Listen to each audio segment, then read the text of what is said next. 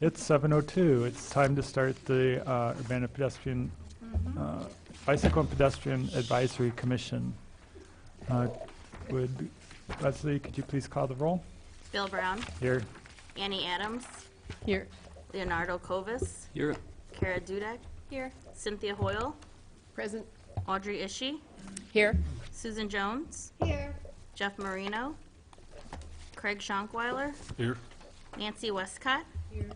Lily Wilcock. Here. We have a quorum. Thank you. Found my agenda. So first we have approval of agenda. Any additions to the agenda? Nancy? Yes, I would like to add the verbal walk signals. I have a question about that. Okay. So under just new business, we can discuss how verbal walk signals work.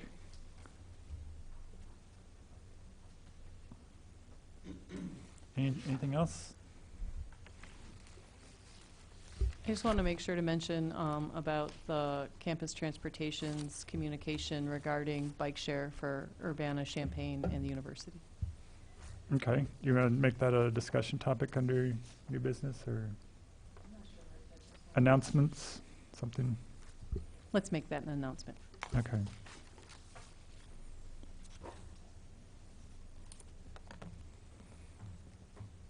Okay, is there a motion to approve the agenda as suggested?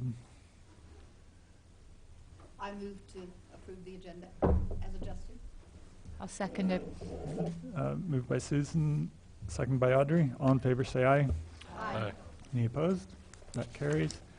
Approval of minutes from previous meeting. Did anybody have any corrections? I have two. Okay, Cynthia?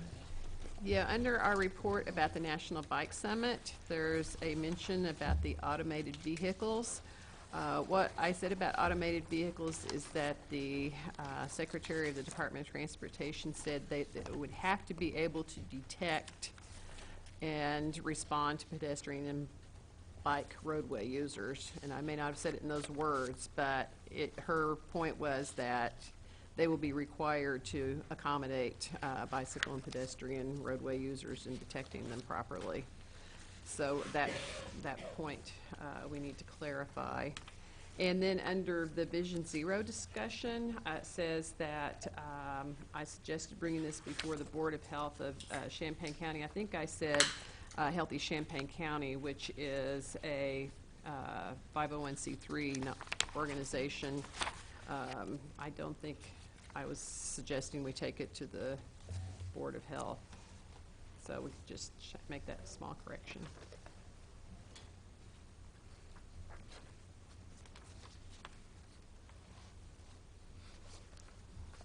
Did you find those, Leslie? I couldn't find the first one. Okay. Okay. Okay. Okay. Any other corrections? Okay, is there a motion to approve minutes as corrected? I'll move. Moved by Cynthia, second. Second. Second by Leo. All in favor say aye. Aye. Any opposed? That motion carries. Public input. Is anyone from the public here to provide input? Nope. Unfinished business. First is Bicycle and Pedestrian Advisory Commission 2017 Annual Report. That's me. I passed out a draft of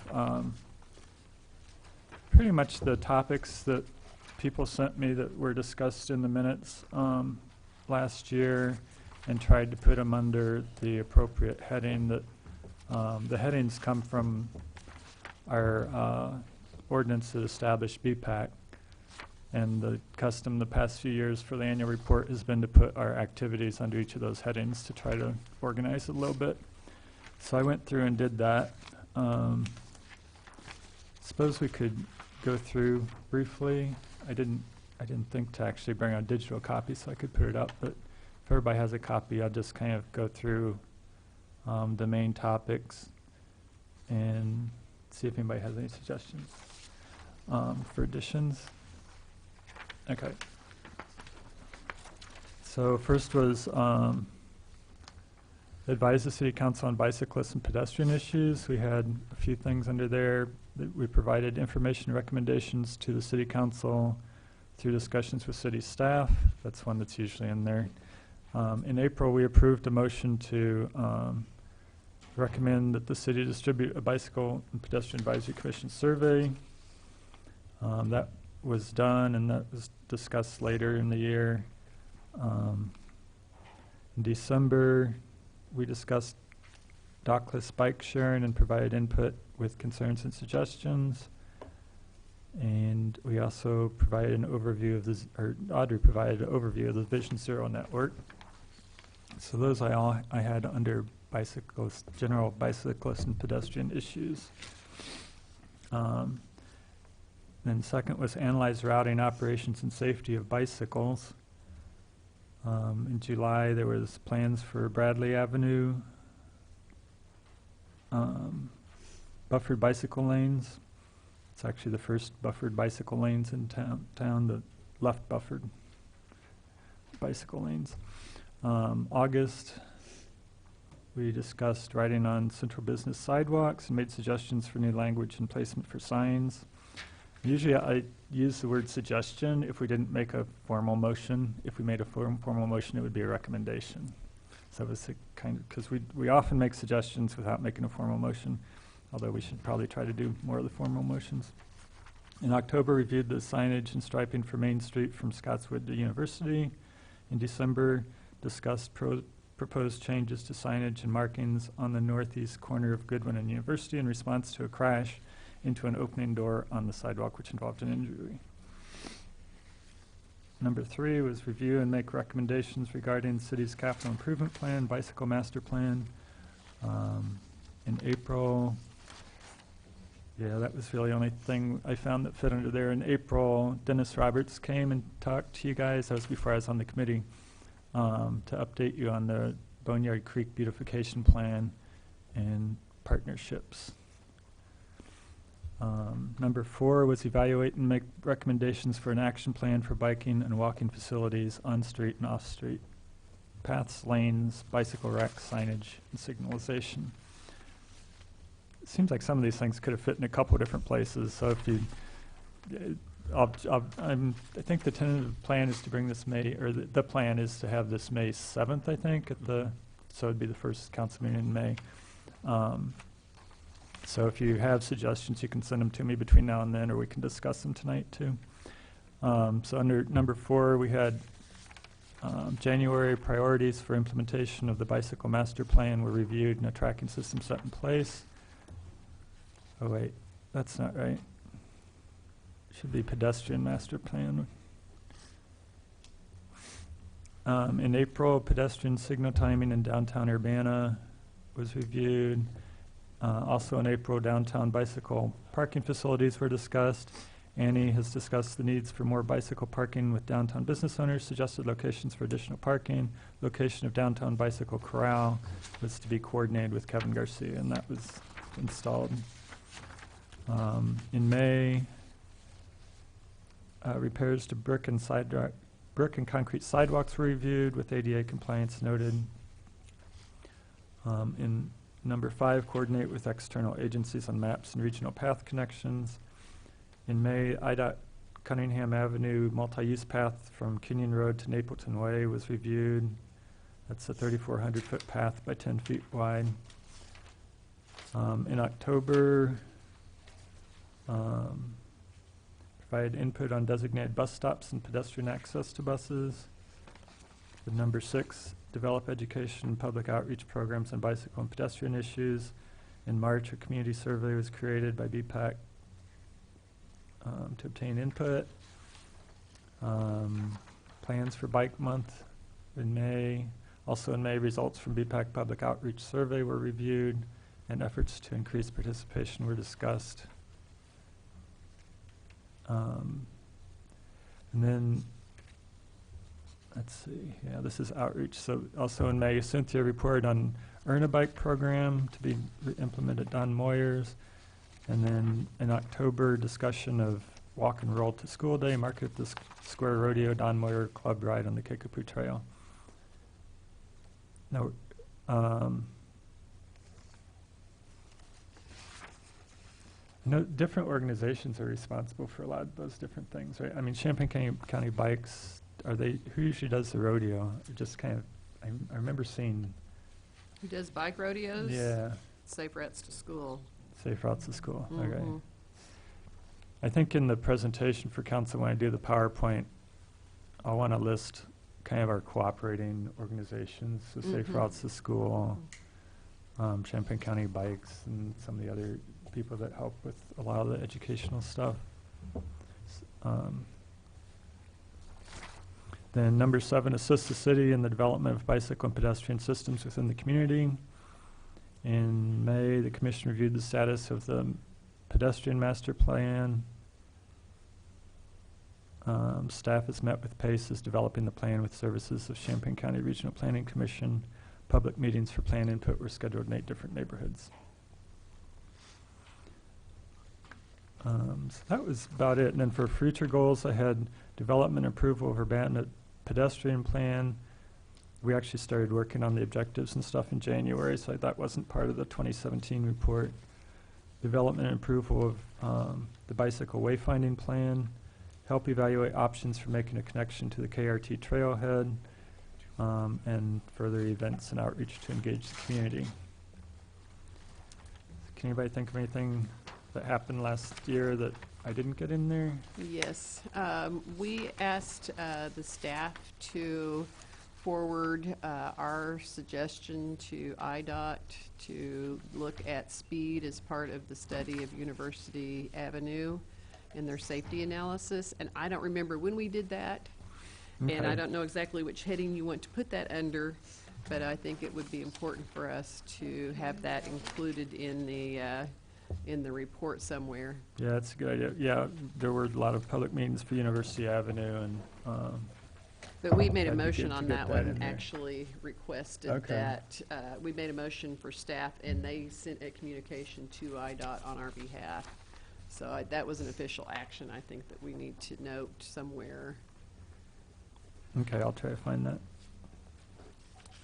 And Bill, we also did review the bicycle wayfinding plan scope of services in this commission. Okay.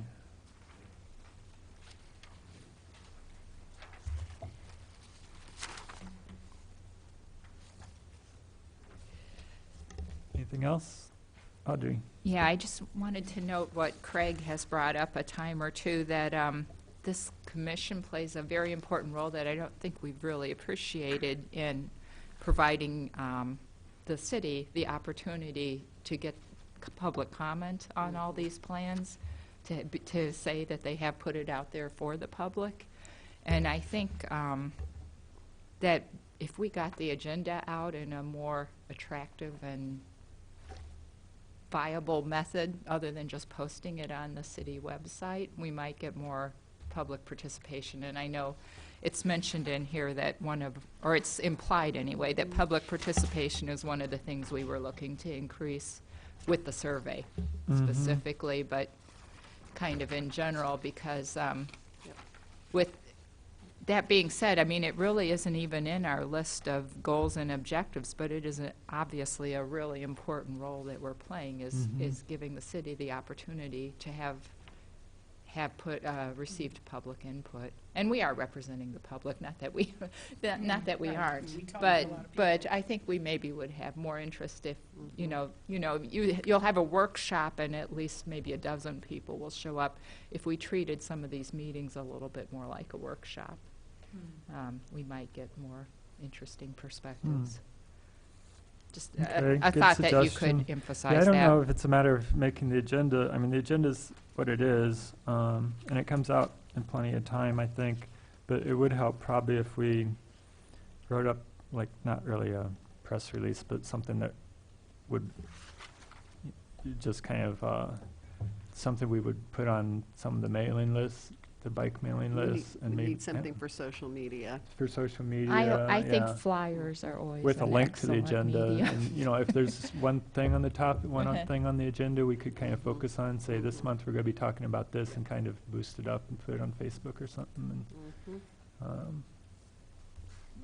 Well, Maybe we I need know to put CC somebody in charge of that. Yeah, I know some people are just really great with the photo that captures it, you know, and throw the information on there as a flyer type of thing. Well, who for the, we probably just need to work with the city's communications person about how to do that.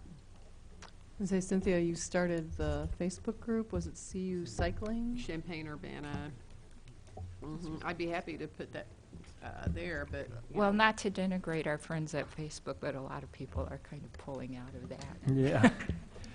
Well, Okay. it's one media form that we know that we can get the word out on, and we also have the listservs. We can tweet it. We can do all kinds of social media if we have something we can post. We do have a new communication outreach person that we could Maybe go we through. could talk with them. Yeah. That would be great, yeah, because we can, Mm-hmm. as a person who's a professional communicator, who works in social media, it is, for better and for worse, it's multiple formats, multiple audiences, Free. and you have to do multiple ways of outreach, but Mhm. I think it'd be great if we could find ways to engage these conversations. And personally, I'm interested in hearing conversations that we wouldn't hear in other ways, because a lot of times, like cyclists and pedestrians, people just take for granted that people will just kind of keep moving about the city. But it's like when you have a forum for them to comment or talk, you begin to see all these conversations that people are having and these needs that people have. So I think right now we're kind of blind about that, and we're just using our own personal experiences instead of asking the community, what do you want for bike infrastructure? What do you want for pedestrian infrastructure? Where do you see the needs? So that's kind of one of my main interests in developing a structure like that. Is there any way we can make that a future topic, is have the Urbana communications, the Yeah. media person Mhm. come I and think that's a good idea. discuss Yeah. BPAC? Okay. So on the annual report, the plan is to, I'll put together a PowerPoint. We were gonna, I asked for photos, but I realized that on my Box account, I have to invite you as collaborators in order to upload stuff. So if you can just email me any, like, you know, any recent photos of kind of any bicycle, Urbana bicycle sort of things, like things at the farmer market, anything like that, that you've been involved with, or rides or anything that I could talk about during the meeting. Also, Craig provided a nice map of the brick sidewalk repair projects that were done this year, so I'll put that in there, and a list of the infrastructure projects that were accomplished last year, and plans. So that, and then list the affiliated organizations or organizations that help us obtain our, that help us with our bicycle-friendly community status. I was going to add that. I don't know if I had that on Future Stop. Yeah, for future goals for 2018, we should probably add in there to remind the council that our bicycle-friendly community status is coming up again, and we want to make sure we maintain our gold. Anything else on the annual report? Are those pictures, like I have a picture from our last Saturday ride, it's on along the Kickapoo Trail, but we started at Meadowbrook. Would that be useful to you? Sure. Yeah, I'll pick some. I mean, if just don't send me like a dozen, but if you have a few pictures to send me, then I can pick some for the presentation. Oh, yeah, it's urbanabill@yahoo.com. Okay, we'll move on to the next topic. Vision Zero discussion. Audrey. Last month, they passed out a very draft resolution, and they added a little bit more. I attended the Kuat's meeting at which someone from RPC, what's her name? It's difficult to say. The person who's putting out the traffic crash facts or traffic Oh. facts that's selected. Har- Harshala, Harshala, I think her name is. Yeah, is she going to be able to come? She said she could probably make it on, for the May meeting, yeah. Yeah, so, the news from, well, let me finish passing this out first.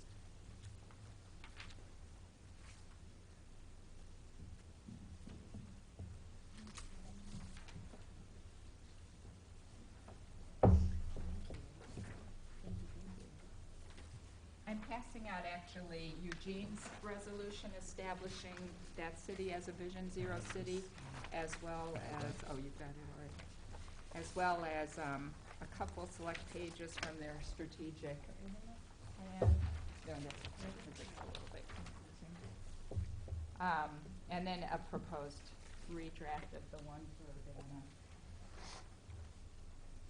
The one with the staple is the Eugene one? No, that's Urbana. Eugene is the. I see. Okay.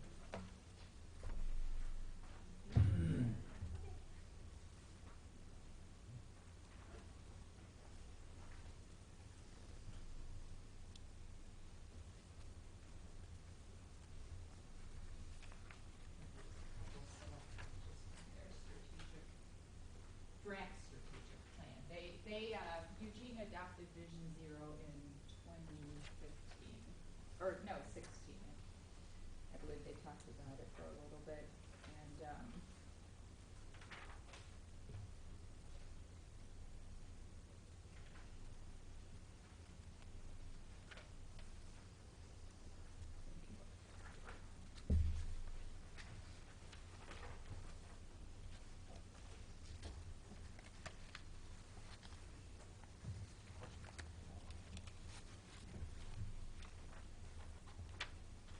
so basically, the news from Coats, which we'll hear next month in a great deal more detail, is that fatalities and accidents rates are going up. And this is really unfortunate since BPAC's been around for 12 years now, 11, 12 years. It's not the direction that you want to see things going. And it doesn't appear to be just a matter of exposure. It's not because more people are walking. A large number of the deaths are, well, actually, we talked last time about Urbana. She's going to be talking about the metro area, although hopefully breaking out Urbana. It's in the entire metro area that Coats covers that they're going up. So it's going up as a rate per 100 million vehicle miles traveled as well. So it's not just because more people are walking where you might expect there to be slightly more casualties. And especially unfortunate is that it doesn't cover 2016 when there was a big jump in fatalities. But it's something that we can certainly look at and unfortunately really gives an impetus to pushing forward with the Vision Zero plan for Urbana. And I'd also like to note that the News Gazette reported Sunday, I think, on distracted driving citations in Urbana, which is probably going to be somewhat controversial. Urbana apparently writes far more citations for distracted driving than any other community in the area. Because they try, yeah. So in a way, we're already seeking, for a Vision Zero and being able to state that here's the reason. When you come to Urbana, plan to drive carefully, plan to drive with attention, plan to slow down because Urbana has decided there is going to be 0 fatalities and 0 serious accidents in this city. So I think the time is right for us to maybe talk about moving forward on that with the city council, with our representatives, and as a commission to possibly put a resolution forward, or a sample resolution that we would recommend the city council consider adopting with any changes that they would have. I also have got here this is a little bit dated because they don't have it. It's the Champaign County Strategic Highway Safety Plan, a couple of pages from this. And so it was published in 2015. The statistics are only through 2013. But you can see the kind of analysis that they've done here to try and come up with improvements for our area. They're very interesting. On the second page is shown all the locations, and there's many, many maps and statistics like this within this report. Is shown all the locations where pedestrians suffered a fatality, or crashed, I'm sorry, a crash. So with Vision Zero, again, this is own statistics only through 2013. Actually, it's 2009 through 2013. So, and it's, you can see that certain corridors are where this is concentrated. So a targeted effort at improving those corridors obviously has a lot of potential to greatly decrease our fatality rate. On the first page of this is an analysis they did. I haven't read it in detail to know how they did it, but they show, you know, their percentages of people that were involved in these behaviors, these various dangerous behaviors. They have impaired, which maybe includes distracted. I don't know what they would have been including in 2013. It doesn't, yeah. Impaired doesn't include distracted driving. Oh, it does not? It's Okay. a separate category. Yeah, so that would be very interesting to see how they would update that for now, and I don't know, maybe Craig can tell us if there's any thought to put together another group like this, another report. Yeah, I haven't heard, to the affirmative that they plan to do that. But And I they included- may have got funding to do this. Yes, With a consultant. It looks like there was a consultant on yes. the map. It was so- a federal initiative. Right. It was funded from the federal level.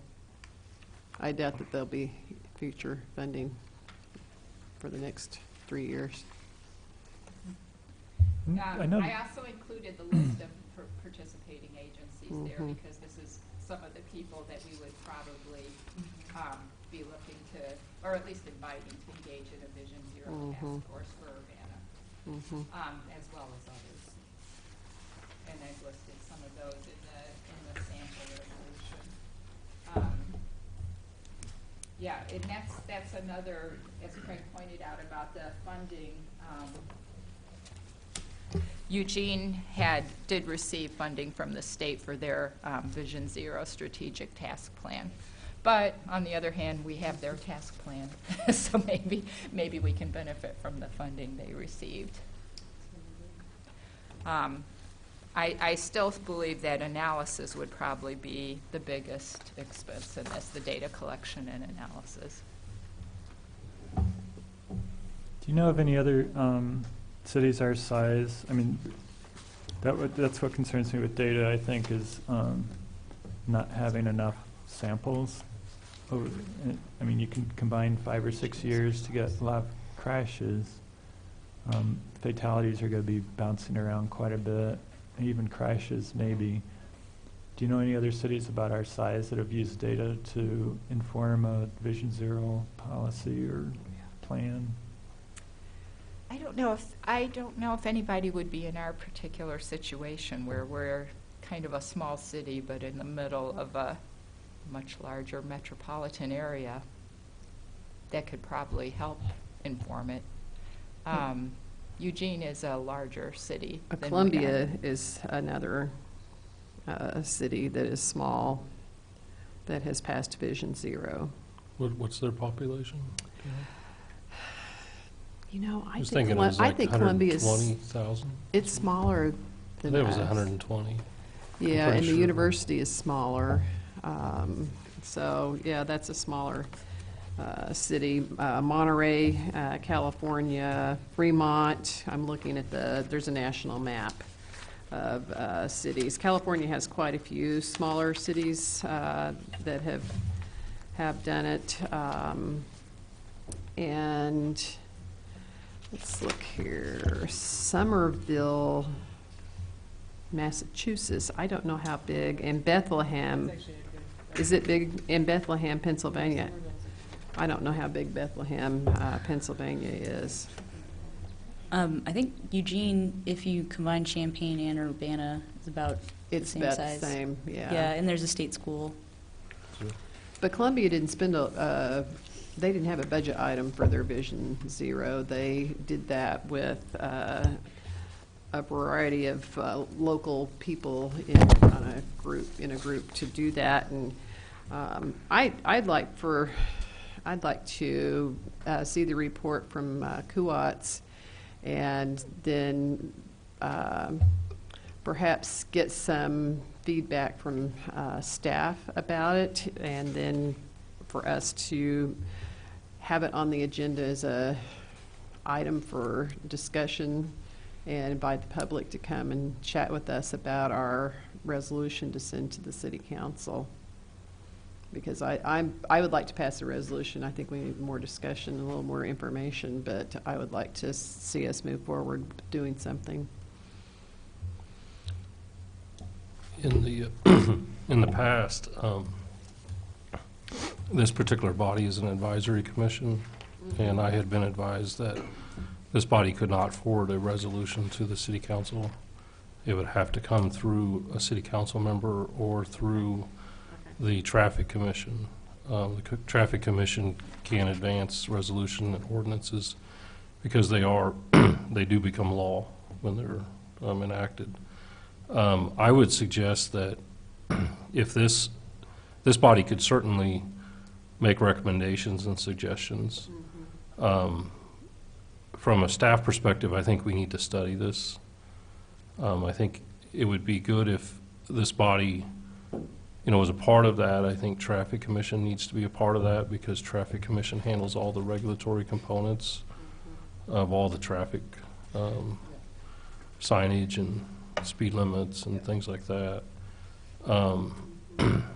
But I think my suggestion is this would be a good first step, and that we would really need to look and really understand, where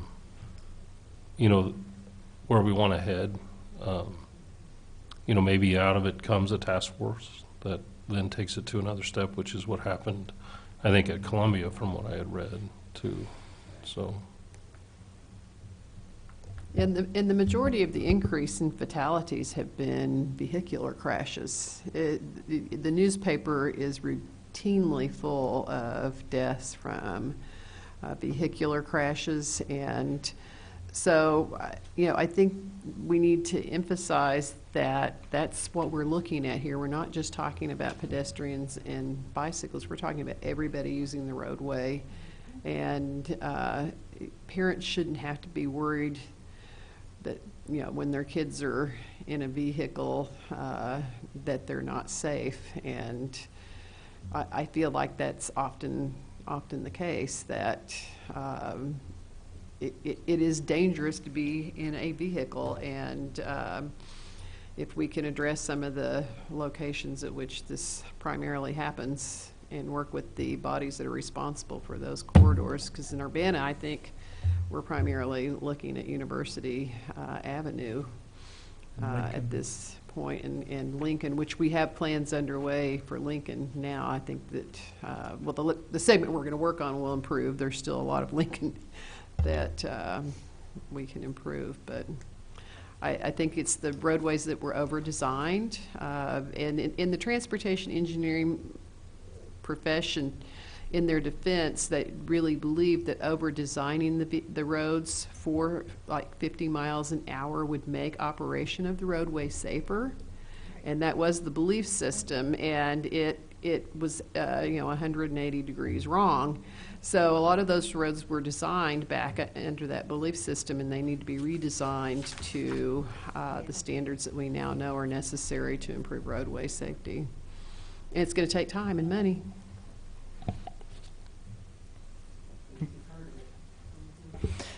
Took a lot of time and money to make the wrong decisions. But my question is does anyone know if Champaign is moving in this direction for Vision Zero, or if the university is moving in a Vision Zero direction, or if that's something the university, I don't know if that's even a thing that the university does. We have a complete streets resolution on campus, but we do not have a Vision Zero. So we do take, with complete streets, we do take in consideration all forms of transportation when construction projects come up and we're redesigning roadways. And that's also supported with our campus bike plan. I mean, it seems to me that if we worked in concert with Champaign, if the two cities could work together, this seems like something that would really work well creating safe Vision Zero transportation systems. So I'm just going to put that out there. Okay. Do you know if anybody has approached Champaign, Audrey?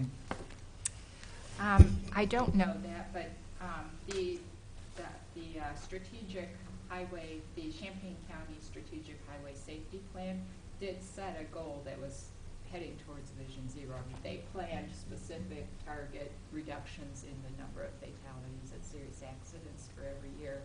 And so Champaign then was part of that, the whole county. So there's been a, toward Vision Zero, and that's in fact the name of a state initiative, right, that I think they've adopted is toward Vision Zero. But whether they have given any thought to being Vision Zero, I don't know. I do know, as I mentioned last time, Urbana has an average of like 2 fatalities a year, I think, and I don't know the number of serious life-changing injuries. It's probably larger. But for us to become Vision Zero is actually achievable.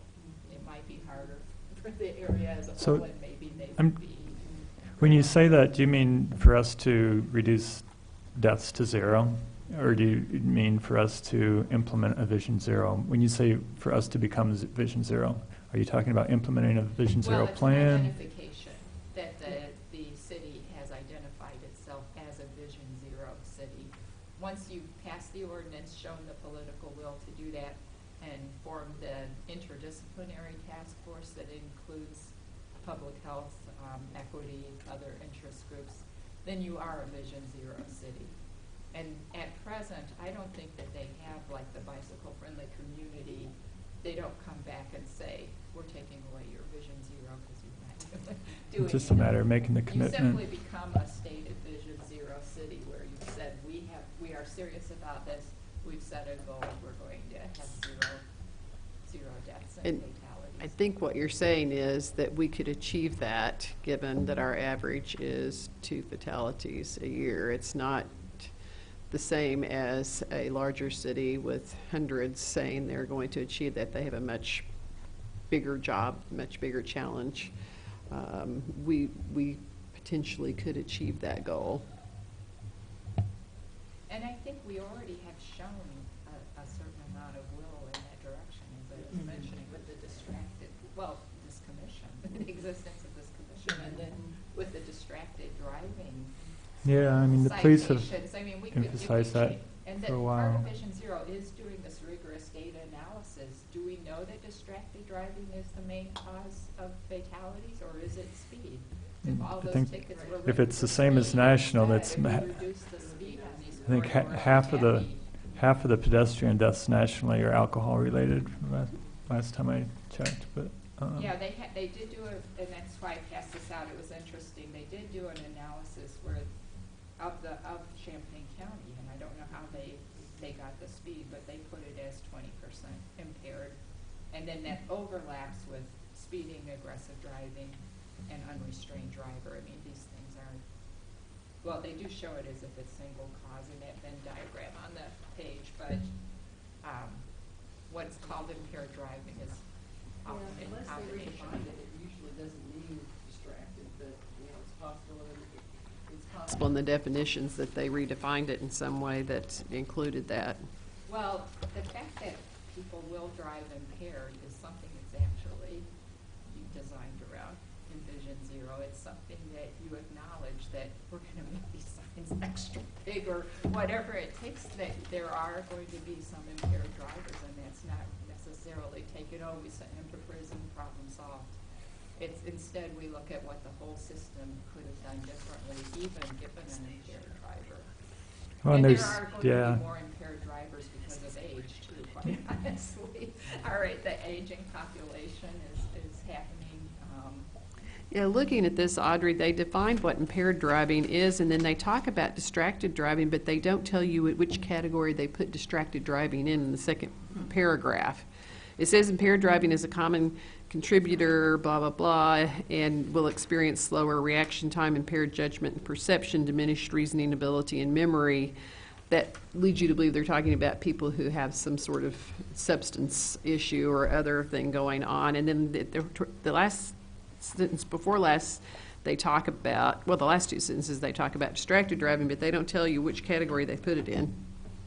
So it's not clear where they put that, whether they put it in the speeding and aggressive driving category, which is a possibility, or if they put it in the impaired category. So that's confusing.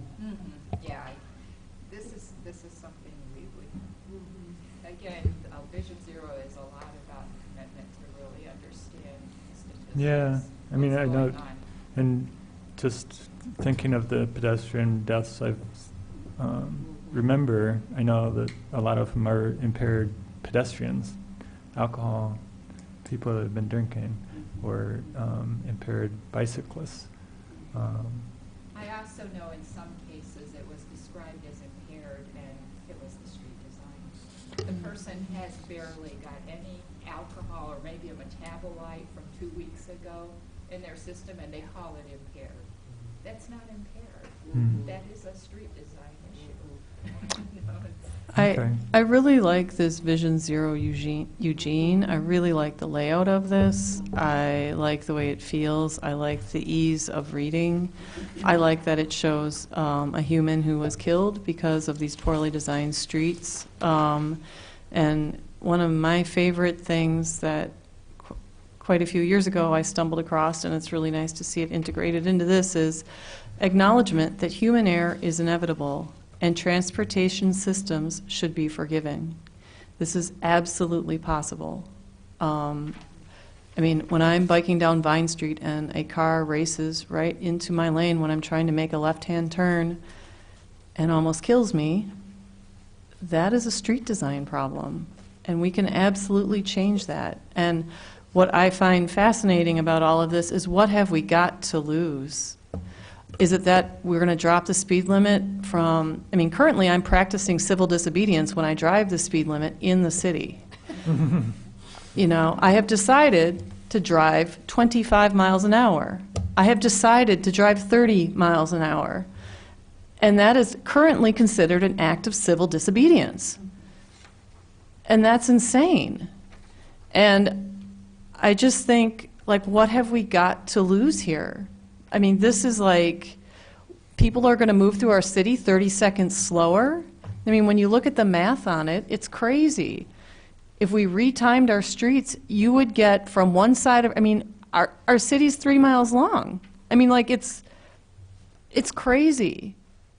So are we trying to create a livable community for humans, or are we trying to create a really great city to drive through?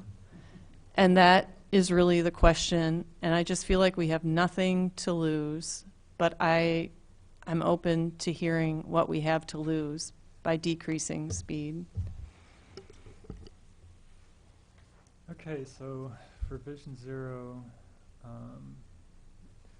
we'll have, hopefully, Harshala will present the RPC statistics that she has next month, and then we can discuss it some more. And I guess I need to look at actually some other cities' plans. I mean, I'm still a little, personally, I'm still a little confused about what would change and, you know, how we would approach reduction of accidents and fatalities differently than how we're doing it now, other than having a vision and having a task force. So I guess that's the main thing. But I just think I need to do a little bit more research to understand what other cities are doing in their plan to actually make a difference.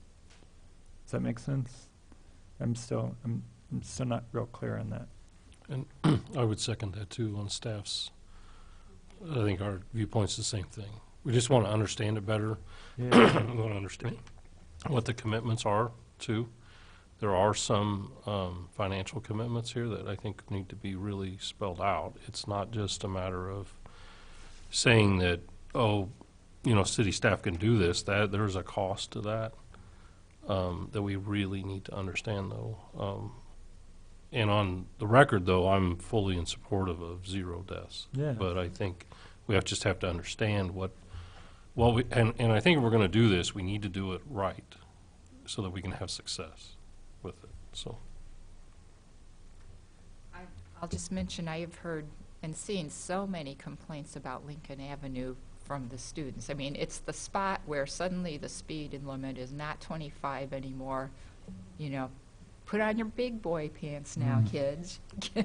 Get killed crossing over into Urbana. I mean, Well, that's how yeah, they feel. Craig, did I'll you, talk about that later. Yeah. Because there was a traffic commission meeting, Craig mentioned a few changes that are going to happen Okay. there. So let's go ahead and move on to the new business, Crystal Lake Park Shared Use Path, Fair Graham. So I asked Roland White, he's with Fair Graham, to come. Actually, he approached me initially. They are in the Phase 1 and Phase 2, which basically is the study and plan preparation phase for the Crystal Lake multi-use path there along Park Street. And he's needing some input and comment from this commission. So turn it over to Roland. Thanks, Greg. It's great to be here and present before the BPAC. I feel like I'm kind of home. I know several of you from a lot of past work on bicycle pedestrian projects in the community. As Craig mentioned, my name is Roland White, and I work at Fair Graham Engineering, and we've had the honor of being selected to work by the Urbana Park District on this project. The Urbana Park District is the sponsor of this project, and it's an important link in the transportation system, as I hope I will demonstrate.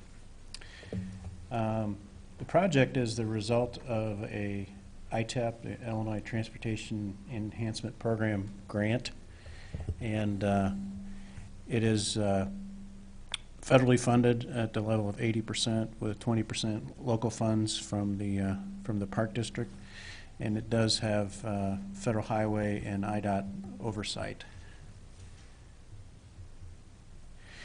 This is just an overall site map to give you an idea of where the project is. Crystal Lake Park, as you all know, I live in Urbana, and I love Crystal Lake Park. It's one of the oldest and grandest parks in the community, if not East Central Illinois. Along the north side of Park Street, I've just shown a simple red line there. The idea is, at least the grant application stressed the need to have an improved pedestrian and bicycle connection between Carl Hospital and the 5 Points area, employment areas, local nearby residential neighborhoods, and the park itself. These are some existing pictures, existing conditions of classic goat path along Park Street. You can, if you look really closely at the one on the bottom left, you can actually see some bicycle tire marks. But this is, I've been to the site many times, and I'm sure Kara can attest, there's people that walk along here all the time. The bottom two pictures in the upper left are along Park Street, and then the upper right picture is a picture of the existing sidewalk along Broadway Avenue adjacent to the lake. It's a pretty constricted area through that stretch. I don't expect you to see the map on the right. That's why I provided the blow up on the left. These are some, I have a couple of excerpts from the Urbana Bicycle Master Plan, and this is from the 0 to 5 year improvement goals. And as you can see, for the blow up around Crystal Lake Park, there is a green dashed line that represents a shared use path along Park Street and along Broadway Avenue. I'll get a little more into it in a few slides, but the City of Urbana, working closely with the Urbana Park District, have already constructed part of that path to the north.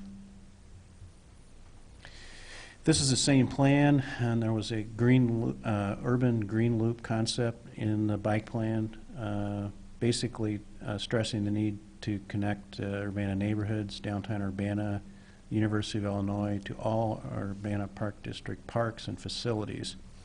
This was intended to be a family-friendly system available to all users of all ages and abilities, and inviting to both residents and visitors to explore Urbana. And you can see from the blow-up in the upper right that they have this same path shown in that green loop and some of the connectivity to the other parks in the northeast area of the city. This area has also been looked at as part of the CUATS, our local MPO, did a Greenways and Trails plan that not only looked at Champaign, Urbana, and Savoy, but throughout the entire county. They looked at different needs for trails and greenways.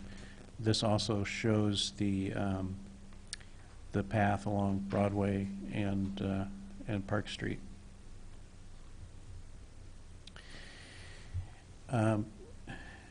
The Urbana Park District has also done some excellent planning. They're really a very forward-thinking organization. They're locked in pretty good with the city and with the MPO on pedestrian and bicycle planning. They work very closely with them. This exhibit is from the Urbana Park District Trails Master Plan, and you can see the yellow boxes right along the same area of the Park Street and Broadway Avenue. They designated for ITEP grant application, which they did pursue. And then I put a street view picture in at the bottom left for the area on the west side of Broadway Avenue from about Stebbins up to the Aquatic Center, Crystal Lake Park Family Aquatic Center. The City of Urbana worked with the Park District when they improved Broadway Avenue and constructed this shared use path at that time. So the idea of this project is to provide some connectivity with some of that work that has been done in the past. Also, a slide from the Crystal Lake Rehab Master Plan that also shows trails inside the park connecting with the trails along Broadway and along Park Street. So you can see these plans kind of building on each other and repeating the same theme here. It's almost like they talk to each other and they communicated, and that's good stuff. This is an exhibit from the ITEP, from the Illinois Transportation Enhancement Program grant, that shows the very simple concept of the path along Park Street. I've labeled that the Park Street from Church to Broadway would be constructed, designed this year in 2018 and constructed in 2019, and that's the pace of the project. There's a lot of steps and submittals we have to go through on the state and federal level to get a project like this over the finish line, so that's just how long it takes. The portion along Broadway Avenue on the west side would be designed now and to have that design ready to go, but it would not be constructed until a future date when funding could be acquired. But what this does, it positions the Park District very well to apply for a future ITEP grant or some other sorts of funding. When you have those plans in hand and you've gone through the public input process, you're very much more likely to get grant funding. Just a little bit about the project standards and specifics. The main required standards for the project is the IDOT Bureau of Local Roads and Streets Chapter 42 Bicycle Facilities and the AASHTO Bicycle Facilities Guide to 4th edition. I remember, Craig, when IDOT didn't have anything about bicycles in their manual, and now they actually have a pretty good design guide in Chapter 42. For shared use paths, they have a minimum 5-foot separation from the curb. The shared use path is to be 10 feet wide and a suggested minimum 3-foot clearance from any obstacle. Here they show signs, but it could be a tree, could be a light pole, anything like that. The path needs to be ADA compliant because pedestrians are using it as well as bikes. We'll also have a 2-foot shoulder off the edge of the path before there is any kind of a drop-off due to grading. One of the criteria for the grant and a criteria that we would look at, and I know that the city and MPO looks at this too, is connectivity of the project to make sure that we have pedestrian and bicycle connectivity to adjacent sidewalk and street systems. Just an overview that, it's a safety improvement, but it's also, improved circulation for bikes and peds. And like I said, we're trying to position ourselves for grants in the future. And it's just a great example of community partnership and organizational collaboration. Here are some existing pictures of locations where we'll either be tying into or the path will be going through. The upper left is the northwest corner of Park and Church. The wooden structure you see there it houses a sprinkler box that's not used right now. It'll be removed. Path will actually be coming right through there at that location and tying in. The upper right is the main entrance to Crystal Lake Park. The path will be coming between the pillar, existing pillar, and be like a sidewalk is normally. You'll see some pictures of that coming up. The corner of Park and Broadway presents some challenges because there's some floodplain in that area, and so we're going to have to fill some of that, and so there's going to have to be some compensatory excavation within the park on the other side of the pond and it is a beautiful park, so we want to make sure that landscaping and grading is done so that it looks right when we're done. Here's just some more pictures. The upper left is across the street at the 5 Points Shopping Center. This is where we're going to have to develop some connectivity going across the street to the new path system. The Broadway adjacent to the lake, that's a future construction, but we're going to we have some clearance issues with those poles there, and so we're actually going to be moving out into the lake just a little bit, probably 5 feet or so, in order to have the clearance that we need in order to build this path. This is an overview of the path layout. It meanders to a degree. I didn't mention in the design standards that there is a minimum curve radii based on design speeds, and for this alignment we have 100-foot minimum curve radii. The red arrows are of particular importance. That shows the connectivity to the adjacent street and sidewalk systems, to Carl Hospital on the far left of the picture, and then on the far right across Broadway to 5 Points. We did work with Craig to look at the locations of these ramps, a number of them, and we used the crosswalk analysis tool that the CUATS has adopted to look at which, if any, of these need to be signed and have advanced warning. And at this time, we're looking at the only new marked crossing would be across Broadway Avenue with advanced pedestrian warning signs. But working with Craig, we've located the other crossings at the park entrances such that if pedestrian traffic picks up to the degree that those need to be marked in the future, they're configured so that signage could be installed at those locations. Craig gave us some excellent feedback on that. And then I just have some blow-ups of some of the intersection details, basically what the ramps and the connecting, where the path connects to these intersections. So this is at Church Street on the north side of Park. There'll be a new flared ramp with the path coming in, tying into the existing. We're replacing quite a bit of sidewalk in that area to make this all match up. What I don't have, I wish I did to show you, is the landscaping. It's in design right now, and probably by the end of the week I'll have some nice pictures to show of the improved landscaping.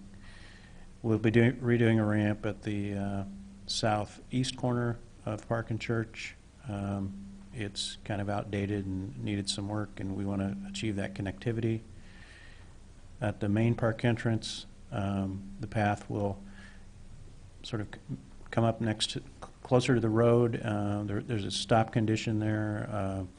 There's one connection across the street, and we went back and forth between, do we have two connections or one connection? But as we talked to Craig and talked about the possibility of signing these crossings in the future with pedestrian warning signs, we thought that it was best to just maintain one crossing at these locations. You do see in this slide the gray pad on the right there, adjacent to the street, is a bus pad. We worked with the CUMTD to determine where they needed some connecting bus pad locations, and they picked 2 locations along this route, and that was one of them. This is the East Park entrance. It's very similar to the one I just showed you. We have one crossing there as well. Here we had we looked at both entrances for the cross slope of the existing pavement. The one that I just showed you, the cross slope was ADA compliant, but when we looked at this one, it was a little bit steeper than you'd like to see for a crossing. So we're replacing the pavement at that entrance to make it more friendly, more accessible. This is the corner of Park and Broadway. You can see the connecting sidewalk on the far right that connects to existing sidewalk, provides the crossing. I believe that the tree at that location has some problems. It's not in the best health, so that the city is probably going to remove that tree prior to the start of the project. You'll notice that the ramp on Broadway, on the west side of Broadway, is a little bit wider, and the reason for that is that it could potentially accommodate bicycles and pedestrians, so we wanted to provide more width there to accommodate that. Broadway is a designated bikeway, and so bicyclists coming up north wanting to turn left onto the path. And I think it's important to note that I'm not an expert. I'm a fairly experienced bicycle rider, and my tendency would be to stay on the street. But part of what we're trying to achieve here is to try to attract that full spectrum of bicycle riders. They have to start somewhere, and family-friendly novice riders, this is a great facility for them to get used to bicycle riding until they can get some more expertise to get out on the roadway. Then we had to also pick up a ramp at the southeast corner to make sure that the crosswalks aligned and make sure that it was ADA compliant as well. This is just a snapshot to show you the 2 locations that CUMTD gave us feedback that they wanted the pads at that I showed you before. I won't go into all these steps. This is our Hey, schedule. Roland, can you back up one really Yeah. fast? I can't see the map. Could you tell me the intersections for MTD? Sure. The pad is on the north side of the street at the main entrance to the park at Central Ave. That's an existing stop, but they looked at the number of boardings and alightings at those locations, and that was one that they thought warranted a pad. And then the other one is just around the corner on Park Street, so the bus makes the movement of coming south on Broadway and actually turns around the corner to the west on Park, and then the stop is right there, and they wanted that stop to have a pad also. And will there be a crosswalk there going from there to the 5 Points Yeah, so let development me, across the street? if you look at this drawing, not quite sure how to use there we go. You see the mouse there? No? Oh, it's right there. Yeah, you just, Okay. can you describe it? That is the bus pad right there. Okay. And so they'll be able to get on the shared use path with other pedestrians and move to the, walk along the path and then on the ramp system at the corner and then go across the marked sidewalk across to the parking, the sidewalk that is adjacent to the parking lot and entrance at 5 Points. Okay. What is the meaning of that? So those horizontal lines marking where the ramp is on the east side of Broadway? Yeah, what does that mean? It means there's a new sidewalk. It just means a new piece Yes. of sidewalk? Yeah, Right. there isn't a piece of Because I was sidewalk there. wondering Right. what it looks like it's a bridge to something. So the darker lines are new pavement. So what is on the Mhm. other side of that? Does that go straight into the parking lot, or? There's a sidewalk that runs north-south, but then, I don't, there's just road, I think, that it goes down to Right. the entrance there, but, I'm just Um, curious if someone wants to walk into that, what is the name of that shopping area? Right. but, Gateway Shop. Gateway Yeah, Shops. where right. Yeah, they'll be able to do that with this project. Yeah, that's the, Very that's the, helpful. They That's could walk great. from here and get up to those businesses Yeah. there. Mhm. yeah. That's just great, because that is really dangerous to get off the bus there and cross the street. It's Mhm. super dangerous. And as Roland indicated, this would be a marked crosswalk with warning signs. That's great.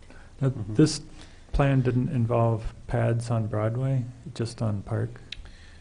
The portion of this project that's going to get constructed in 2019 is mainly on Park Street. So the pad locations were identified I asked initially, don't you want the pad on Broadway? And Jay from MTD said, actually, the busiest movement is that turn on Broadway around the corner onto Park, and then the bus stops on Park right after they turn around the corner. So he wanted the pad there rather than, I think the on- northbound one stops right around there, and there's a pad on the other side, but that's, I guess, city's responsibility, or MTD, who would put a pad there if you wanted a pad on the east side of Broadway. Mhm. I've I seen can- people in the wintertime standing in the street there, Mhm. waiting for the bus. Okay. This is really just the last slide. It's basically just to, so you can feel my pain of all the steps we have to jump through when we do these federal projects. The thing to pay attention to is the top date, which is, the schedule comes from IDOT, so they put the target date at the top and the earlier dates at the bottom. So it goes from the bottom up, if you will. But the top date, November 9th, 2018, is the target letting date, and so we would let the project then. And it takes about a month to award, and then as the weather breaks in the spring, the contractor would get to work on the project. So that's kind of a wrap for my presentation. I would be happy to take any questions. So you mentioned riding north on Broadway on a Mhm. bicycle. I wonder if there will be any signs or any way to alert bicyclists that are going north that they can cross the street and use that shared use path. That's an excellent question. One of our responsibilities here would be to provide signage for the new path system. Okay. So that's something we probably want to talk to Craig about, since it's more of city right away than Park District path, but that's something that we should probably talk about and think about. In the master plan, Leo, there's some discussion of a two-stage turn box at that location. I'm not sure if we would actually implement that, but that's something we would possibly look into. The only issue there is it's not a full stop all the way around. Usually a two-stage turn box would be where you would actually stop traffic, not have them in the flow of traffic. But we could figure out maybe something to alert as you're I mean, indicating. I'm just thinking of when we were talking a couple months ago about that bike that was on the sidewalk and ran into the glass door, and Right. across the street there was a shared use path that was just, nobody knew it was a shared use path. So if there's just a sign with a bike or paint on the path that's, you know, bike symbol and pedestrians or whatever it is, just something so people know. Yeah, and that, as Roland indicated, that would be the city's responsibility for that. I was going to say, Roland, this is very exciting. I was really confused the first couple times I went to Crystal Lake because I didn't know where to be. I was like, I thought this would be a great running park, but I don't know where to run. It might be a good biking park. I don't know where to bike. I was like, maybe it's all natural and I can go wherever I want. So I think this is very exciting. I love that you're trying to develop something for 8 to 80-year-olds. I love that you're going over the pathway of desires and you're making them actually into workable, usable things. The only comment I really have is a few months ago there was an email sent from a woman that lives on Broadway about pets being killed by speeding cars and neighbors being very scared about crossing Broadway and that cars are going way too fast on Broadway. And I know this is not part of your scope or part of anything, but if there's any way we could narrow the streets and increase the perception of risk for drivers on Broadway, I think that would really help with pedestrian crossings, and it would really help with home values on Broadway, and it would really help with the residents that live on Broadway feeling comfortable walking across that street. So those are my comments. I remember when we were discussing changing the brick to concrete, that was a real concern at council, that people would pick up their speed there, and people have, and they've also recognized, I think, that that's a convenient shortcut now that it's not brick and rattles your teeth. You know, it's actually a shortcut to avoid some stoplights and stuff. So that's definitely something we'll have to probably think about and do more enforcement on or something. Any other?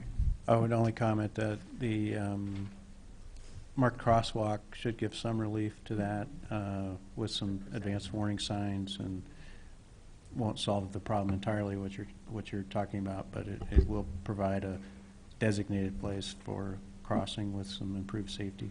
Yeah, I mean, if we did bump outs and if cars had to individually go through the intersections where the pedestrians are, you don't have to do enforcement. The cars actually enforce it themselves because they don't want to run into each other. So that's part of the Vision Zero concept, is you design streets where people can't speed, where people have to obey the traffic, have to obey the posted speed limit. I mean, cyclists do the same thing. Cyclists will happily blow down a street over 30 miles an hour if the street is designed for them to go over 30 miles an hour. It's just human nature. Not very many. So, well, I will.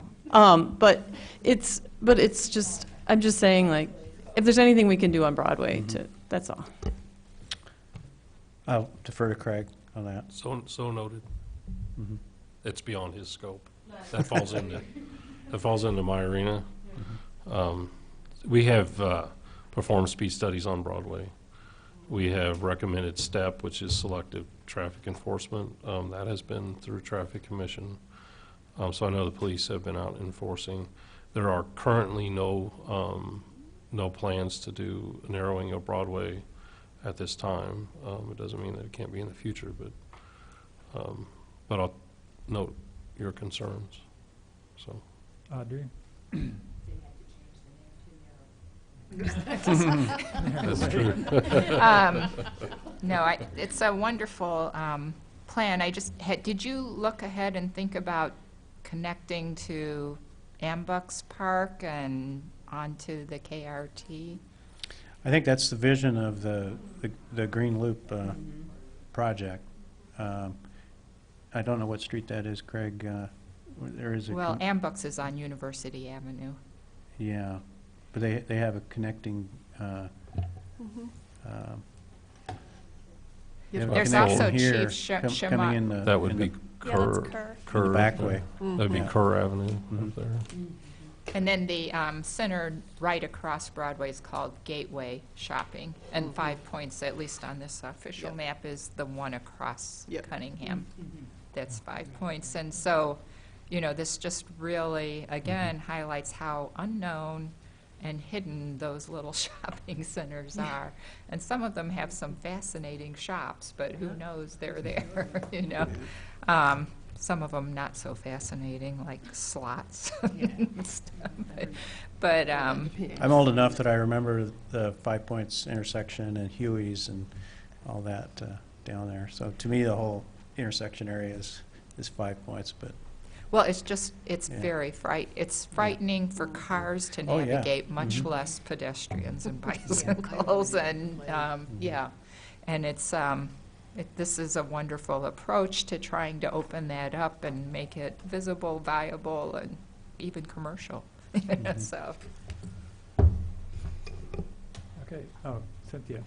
So Roland, is there money in the budget to improve lighting, particularly at the crosswalks? Because when you put those crosswalks in, I don't remember that being an especially well-lit section of roadway, and that will become an issue for people. we'll be relocating some of the existing streetlights Okay. that are on the, will be in conflict with the path, so we'll be moving those. They'll be in the same general area as they are now. I know that there is a street light directly at the corner, because we had to fit our crosswalk, our ramp in right next to it. So there is a street light right there. That's correct. Yeah, I think we might want to look at the crosswalks that are not going to be well lit, because that has been an issue in some other places. I know along Lincoln, that's often been an issue. And the lighting on Lincoln, I think, is better than the lighting on North Broadway.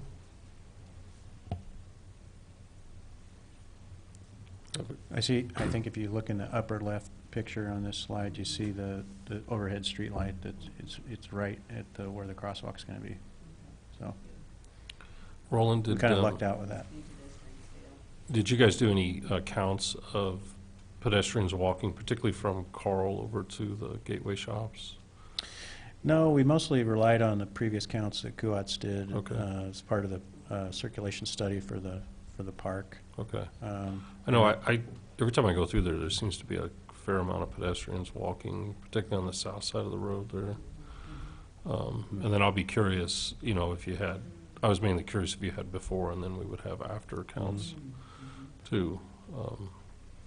And then my last question is, what kind of cost are we talking here, ballpark-wise, for the Park Street portion? For the Park Street improvements, a little over $400,000 by the time we're all said and done. Okay. Okay. Do you know, was that 2016 ITUP grant?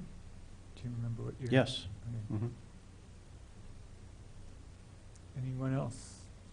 I just wanted to extend a huge thank you to Fairgram and Roland for coming here. You have been really great to work with so far, and it's kind of interesting, us being parks and a lot of naturalized areas, and this being a transportation grant. So you've helped us kind of walk that line of ways that we can tweak it and ways that we can incorporate all of the things that are important in our most historic park that we have, but also making it really accessible. And you know, all of the plans point to this being a connection area. It was a major thing that's going to be checked off in our trails plan. And there's people who walk there with like laundry baskets and all sorts of things. And so it's going to do a lot for the community. It's going to do a lot for the park. And just thanks for your work. Thank you. Thank you very much. Okay, next is Complete Streets Conference. Cynthia.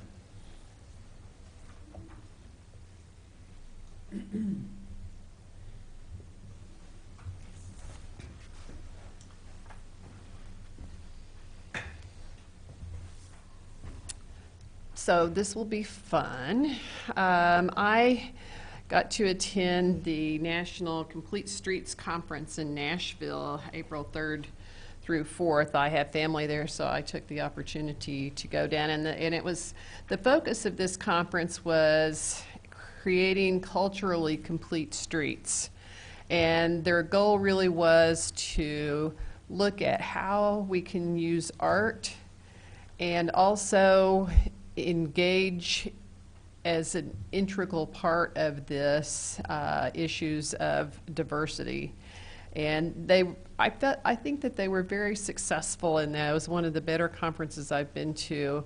And I'm not going to really have an opportunity to discuss too much the sessions I went to on how to engage minority communities. But this was the focus of the conference. They wanted to know, how can we produce better projects by bringing art into the projects, and how can artists contribute their cultural knowledge and creative practice to the implementation of complete streets. And then also public health, of course, was there playing a big role. How do they integrate into this, and how can we integrate community health goals? And we have an I-plan in this community with goals. And then what are the opportunities for collaboration among these different groups so that we create places that are not just safe but are also attractive and culturally reflective and equitable in how they're distributed. So the first thing I did was you had an afternoon on Monday of you could take a mobile workshop, so I did Bike the Pike. And this, if you've been to Nashville, it's really horribly auto-oriented. It has fewer sidewalks than almost any city I've ever been to. My sister lives there, so I know, because we bike there despite the lack of facilities. And they've been working hard on how to change the city. The other problem for Nashville is that they were growing at a tremendous rate. They have over 100 people a day moving there, and they have horrible traffic congestion.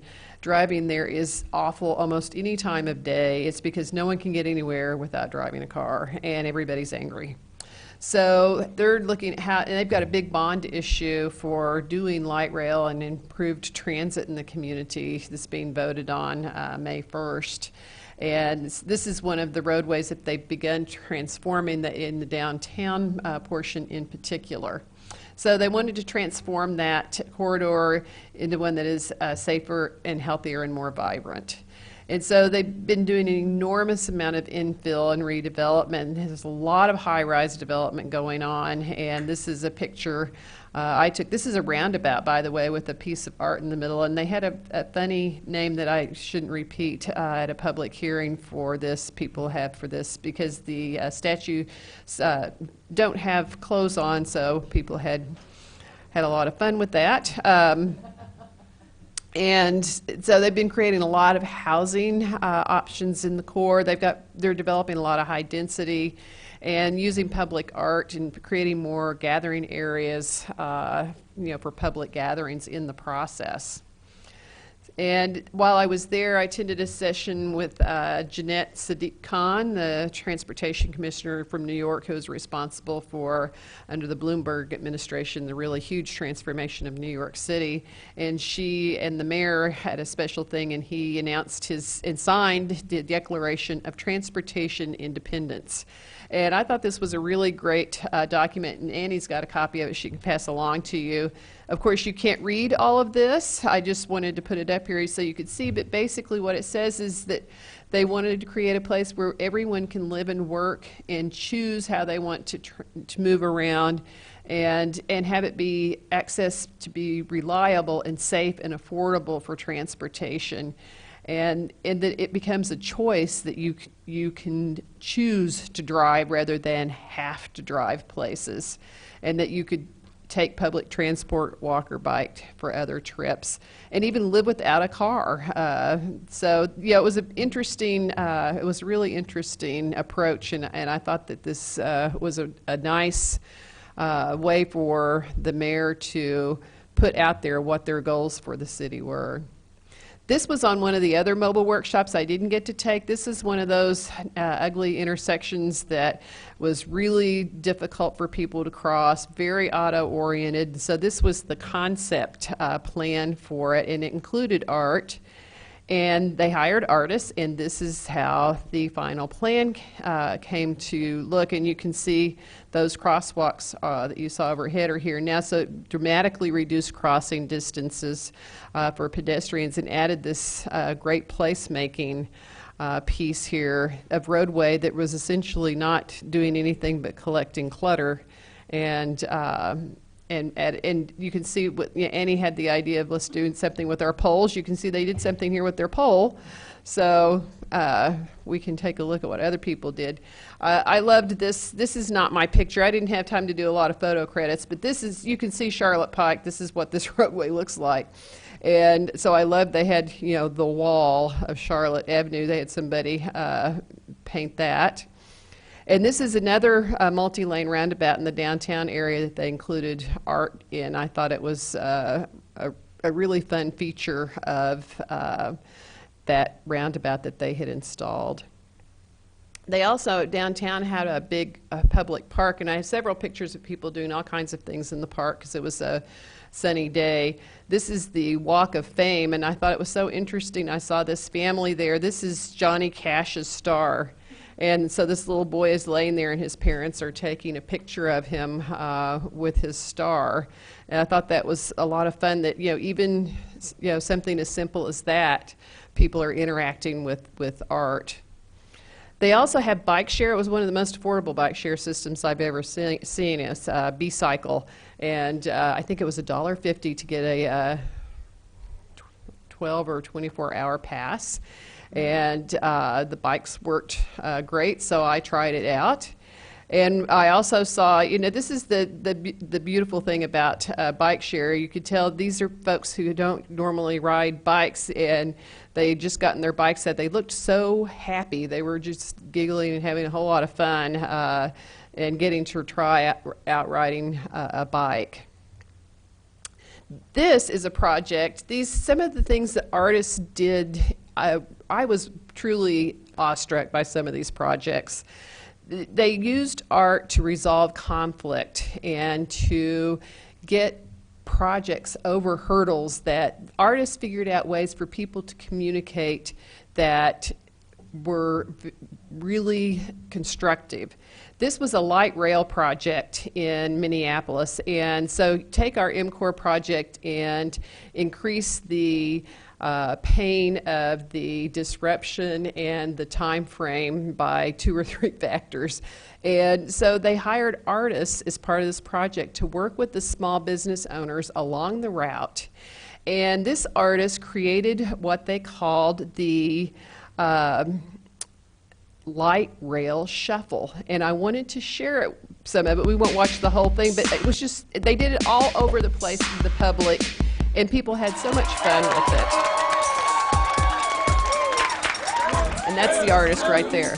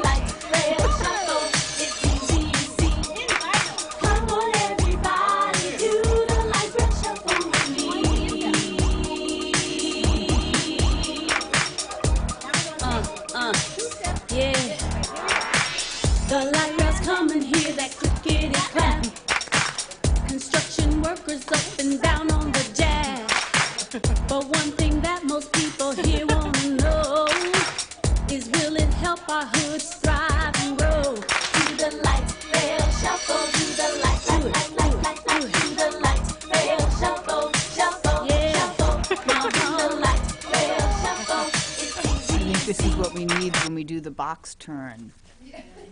The box turn in the tutu. It was so creative, and you see they went and did it in places, and they just really had a lot of fun with it. It was very effective, and who would have thought, this wasn't an enormous amount of money they put into the art to do these projects, but the impact, you couldn't hire a PR firm to get more impact for the dollar than the artists did. It was very impressive. This was another project that really knocked me over because I've worked on issue campaigns and city council campaigns. I know how much work these things are. So this fellow from El Paso gets up and starts talking about what he did. He's originally from there. He went to art school in New York City, and his project, he decided to revive the original transnational trolley. They used to have a trolley that ran from El Paso into Juarez. And it ran for a really long time, up until 1974. And he dreamed this project about reviving it with no, idea that such a thing would be possible. But he wanted to make the point about, connecting our countries, and especially in the context, I think, that the border had been becoming very militarized. And he wanted to use it as his project. So he got a friend of his to dress up as the conductor, and he created this poster. And as I say here, he went on and won a city council seat, and I'm going to show you what happened here. So he got various building owners to let him go put these posters up downtown. And they put them all over downtown. And so he had this hilarious video, which I didn't put that in here, of the news media goes to the public works people. And then so the microphone goes up and he says, "So is the city planning on building a trolley to Juarez?" And he says, "No, the city is not planning to build a trolley to Juarez. We were studying building one downtown to the university." And then the reporter says, "Well, what about all these posters all over town?" And the public works guy goes, "Well, he can do whatever he wants." And you can tell he was thinking, "I wish he'd cut it out." So the next thing that happened was the artist is I think he's the fellow in the middle, but he had a more traditional appearance now that he's a city council member when he did our presentation at the conference. And so he was invited to come back to their big arts festival in downtown, and he came in and took pictures of people on both sides of the border, and this mural is made up of pictures of their faces. And so he wanted to show that, we're all the same people, and he created this, and they had a really big picture he did. I pulled these off the internet, and I emailed him and asked him for some of his slides, but I didn't hear back in time. So it was a beautiful mural and a beautiful project. And so then he ran for city council and won, and they got, I think, $197 million. I meant to look the number up to do the trolley. And not only did they do the trolley, but they had the trolley cars sitting out on land that they owned by the airport all of these years, and he convinced them to rehab their old trolleys rather than build replicas, even though it was significantly more expensive to do that. So they put these trolley cars on semis, shipped them back to I think it was Bethlehem, Pennsylvania, in fact, and rehabbed them. And this fall, around Thanksgiving, the trolley will start running in downtown El Paso. And I was really awestruck by the power of this art project. And I asked a question. I told him how awestruck I was, and I said, "So, how did you finance the beginning of this project?" And he said, "It was my student loans, because it was my student project." So that goes to show you the scale of including art in our transportation projects, and how big the impact was. And there were multiple examples. I'm just sharing a few here with you of the sorts of things that I heard at this conference. I was really impressed with how it worked. This was a toolkit that had been done in Louisiana for implementing complete streets, and they have not actually done this yet, but they're ready. But they've identified specific corridors where they have a lot of crashes, and they've done design templates for how they are going to convert those into complete streets, along with cross sections. And it was a joint project of AARP, and they have a design center there. And I think it was the Louisiana Department of Health. They had several partners. It was a really nice toolkit. And this toolkit really fascinated me because it was done by the Trust for Public Land and the City Parks Alliance. And what I loved about it was they said, what we really wanted to do here was reimagine the street as a complete place for public use. And I thought that was really good image for people to hold in their minds that streets are a place for public use and they should be a complete place. And so that was I was sending Annie some of these links while I was at the conference when I would sit in these sessions. I was so excited by them that I sent her some of these. And this is another project. It's called Paint the Town in Oakland. And by the way, if you want to see some beautiful artwork, Google Oakland murals, the wall murals, which is not what I'm going to show you, but it's unbelievable, the sort of art that they have there. But this is, they have an application process, and you can go in and apply to do an intersection. And they have specific criteria on, you know, which intersections you can use and how you do it. And but it has to include cultural and community engagement. And so the community goes in and makes an application, and they award so many per year, and I forgot what the dollar amount is, but it wasn't a lot. And then the community installs their art, and sometimes it was a bench, sometimes it wasn't always on the roadway. It was various things to change the roadways and the right-of-way.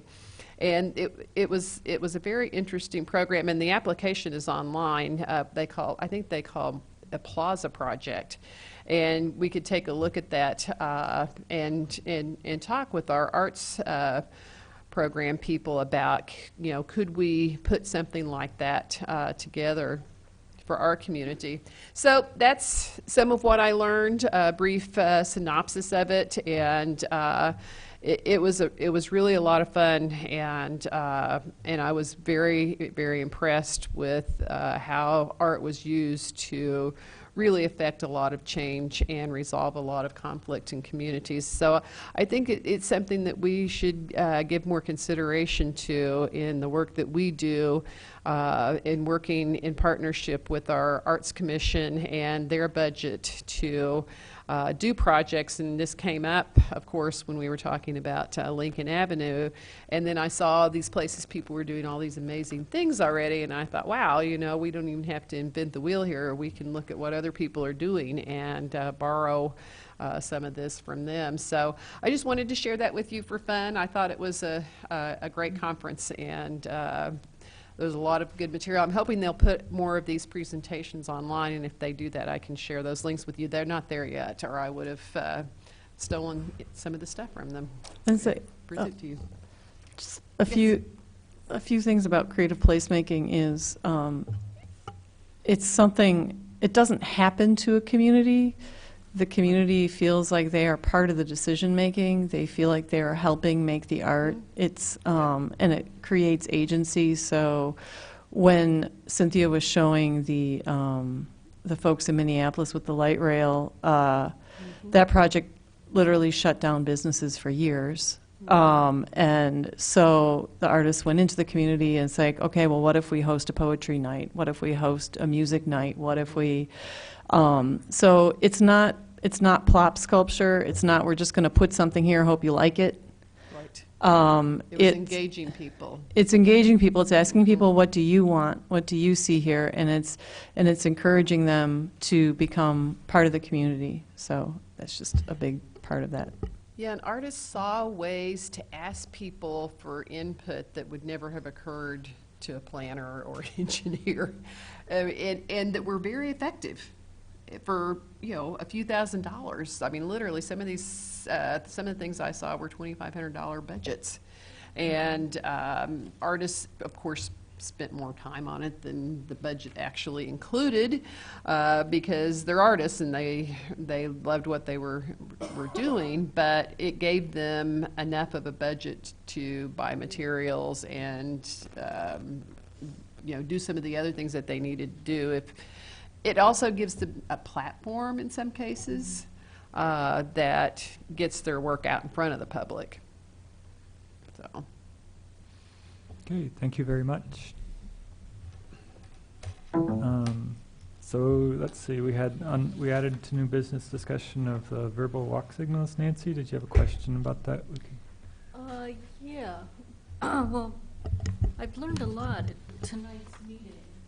And before the meeting, I think I learned that the streets coming into the intersection of Vine and Cunningham, which is where I wanted to go today, are over-designed coming in from the north and also, I think, to the east. They're just over-designed. But I want to walk there anyway, and so I've been really spoiled in the last year. I've learned to appreciate the verbal directions at the lights on Vine Street. And in the winter, I came, they weren't working for a while, so I went to the police station and I asked, and they got fixed. And I did that again, and they didn't get fixed. And so then I was thinking, well, maybe something has changed. And I went to our website today to see if I could find a description of how the verbal, well, I call them verbal walk signs, because I've gotten really spoiled. I like them when they say, okay, cross the street, and I will cross the street. I've really gotten spoiled, and they've stopped working along Vine Street now. And so I just was wondering if there's a description. I couldn't find it on our website, and I was just wondering if there's a description anywhere of how they work, and if they change on different days, or if they change at different times of the day. And so I was just wondering if, because I will not, if they're not working, I am not going to cross University Avenue, especially at University and Vine. It's just really too scary. So that was my question.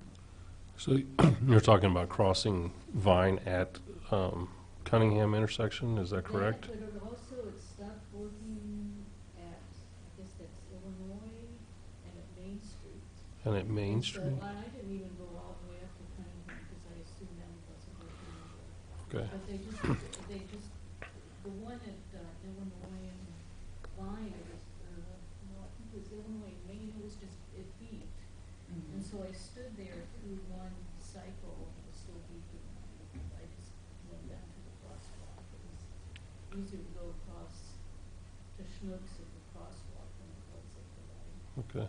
So I just, you know, I don't mind going in and asking at the police station, but I Mhm. just haven't gotten a response this Right. time. So I just thought Yeah. I'd ask if there's something I should know or something that people should know about the lights. The Main and Vine intersection, we just actually redid that.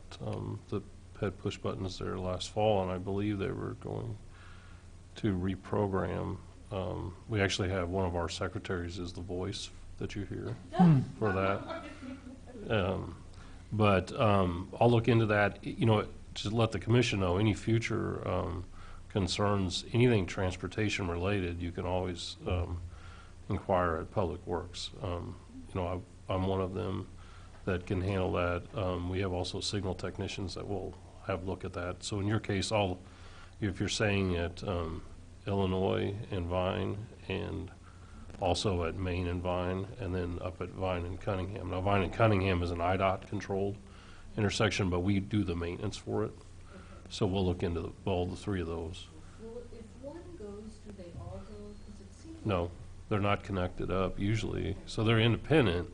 It could be, sometimes there's maintenance performed and different adjustments to the timing, and maybe something's not reset, but we'll look into it and see if we can get them activated. Okay, but they should always do the vocalization. It depends. If they're modern, they do. If they're not modern, they don't have that technology to do that. But once, It's all the time. yeah, no, if they had it, they should, yeah. They aren't Yeah. scheduled to only operate certain days or certain times of the day or anything. They should be working. It should be working, and it adjusts depending upon the ambient noise. So if it's, you know, at nighttime, it's a little bit quieter because you don't need to, you know, when you have a rush hour, it's a little bit louder. But no, we'll look into it, and I'll take a look and then get you a response. All right, well, I'll speak up more. I started overthinking this, and then I went to our website, and I couldn't find it on the website, but I just switched to Windows 10, and I asked why. We have in the city about 40 2 signals, a set of signals, which believe it or not is quite a few, and then half of those are ours and half of them are IDOT's, believe it or not. So, and then we do regular maintenance on those, but we can't be everywhere all the time. So that's why what you find out is very critical to us. So thank you for that. Yeah, and there's also the Citizens Voice Right. email link on the website. Well, it's a forum link on the website, on the Urbana website. So is that on the front page somewhere? Yes. I think it's linked on the front page, yeah. That also comes to Public Works. And that goes Actually, to the Public lady Works. that's the voice, she's the one that receives that. I long to hear your voice again. Yeah. Well, the other thing, in Champaign, at least one that I went to in Champaign, I did it and it said, wait. And of course, you stand there for 15 seconds, and all of a sudden it stops saying wait, but you're already thinking of something else. I have sat through, Right. a cycle just because I forgot that it stopped saying wait. Yeah. Ours we programmed to say, walk light is on Yeah, that's. Illinois Street. Those, right. Okay. Okay. Okay, thanks. Thanks for bringing that up, too. That's interesting. Okay, announcements. Annie, you had something about bike sharing? I was just curious where the city of Urbana is standing on the bike share. Does anyone know? The dockless? Yes. Well, tonight Champaign has a study session on it, or they have the ordinance to pass. Will they pass it tonight, or do they wait to another week? So it's a study session, but the city of Champaign, their city manager has the ability to make a pilot program, and so if everything goes well tonight in Champaign, the city of Champaign will be ready to go to launch a pilot program. And that I'm sure they won't move forward without Urbana in the university, but they should be ready to go pretty soon. So they'll be approving pretty much basically the rules that Kevin brought to city council a couple weeks ago. So then, do you know if that's scheduled to come to Urbana City Council this week? Will that have to go to committee of the whole and then full council? Yeah, we're going to bring it back to the committee of the whole at the, not this coming meeting, but the 14th of May, just because there's a 5th Monday in this month. There's not another council meeting, so next committee meeting is on the 14th of May. We just weren't ready, all 3 entities, with the draft IGA. We weren't quite ready to bring that forward yet. We'll probably be done with it by the end of this week, or sometime next week, but just because of timing, won't come back till mid-May. Okay. And then I guess I should follow up and say, if all goes well at that meeting on the 14th, then we would hope to have an ordinance and the IGA adopted by council on the 21st. Yes. May 21st. I was going to say that's really good news. I'm on the University of Illinois Campus Transportation Committee, and we're trying to put together a communications plan. And we just want to make sure, because we don't want students bringing their bikes next year. We want them to use the bike share. So we wanted to make sure that we could get the word out that not just Champaign and not just the university will have bike share, but also the city of Urbana. You'll be able to ride your bike in the city of Urbana and be able to do bike share in Urbana. So that's kind of the timeline that the communication strategy is. They would love to launch saying you can ride your bike in Urbana, Champaign, and the University District. There will be bike share in all 3 areas. So that's just kind of some questions so a timeline is great. If that's approved May 21st, are the companies ready to go? Was it June 1st? June, it's the end of June. Yeah, the licensing's set to go July 1st. Yeah, July 1st to the end of June. So I think that should give them enough time. Also, we can reach out to the companies in advance and let them know, like, hey, here's our timeline. We're fairly certain that, that this thing will be a go. So here's the, here's the application, here's what the application would look like, here's what you need to provide for us, so they can start preparing in advance of the adoption.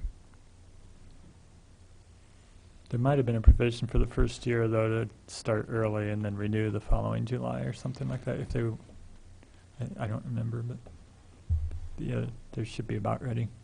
Yeah. Anything else on that? Okay, any other announcements? I have a couple.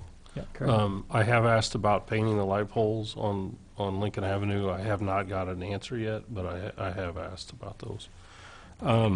Craig, I would like to say I've now come up with a full plan. It will be, it will be within 36 hours, there will be pole painting, pole dancing, and food on sticks. We can do it in May and have a maypole in there too. Yeah, sounds like a recipe for distracted driving. Yeah. One thing I did want to announce is that some things that are coming forth, tentatively scheduled for May 14th to this Committee of the Whole.